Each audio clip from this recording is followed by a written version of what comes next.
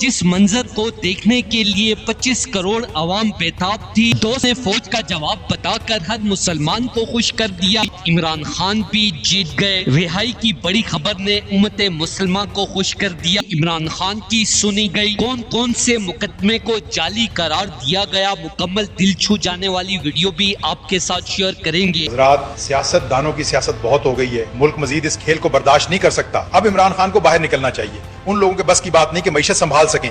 हमें ऐसा लीडर चाहिए जो मुल्क को आगे ले जा सके, जो एतमाद दे, रास्ता दिखाए। इमरान खान मुल्क को तरक्की की राह पर डाल सकता है। अगर हमने वक्त जाया किया तो आने कौन कहता है कि हम इमरान खान के खिलाफ हैं? हम किसी भी सियासतदान के खिलाफ नहीं है। फौज के खिलाफ जो दुश्मन चालें चल रहा है उसको इमरान खान समेत हम सबको मिलकर नाकाम बनाना है। नौजवान यूथ जो सोशल मीडिया इस्तेमाल करते हैं वो सब हमारे साथ मिलकर दुश्मन की साजिशों को नाकाम बनाएंगे। अगर आप पाकिस्तानी जितने भी हमारी आवाज सुन रहे हैं वो अपने हकूक के लिए बाहर निकले, इंशाअल्लाह आपके साथ सबसे पहले आपकी पहली सब में खड़े होंगे। अब यहाँ पे आए 3 दिन से मैं आपको देख रहा हूँ। सबसे पहले मैं आपका शुक्रगुजार हूँ।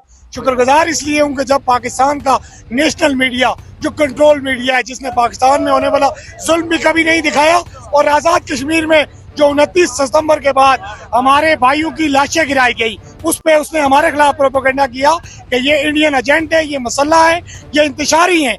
तो ये मैं आपका इसलिए शुक्रिया अदा कर रहा हूँ कि आज तीसरे दिन आप फिर हमारे दरमियान मौजूद हैं और आप पूरी दुनिया में हमारा पैगाम दिखा रहे हैं। सबसे बड़ा एक ही पैगाम है कि हम पाकिस्तानी हैं, पाकिस्तान हमारा है।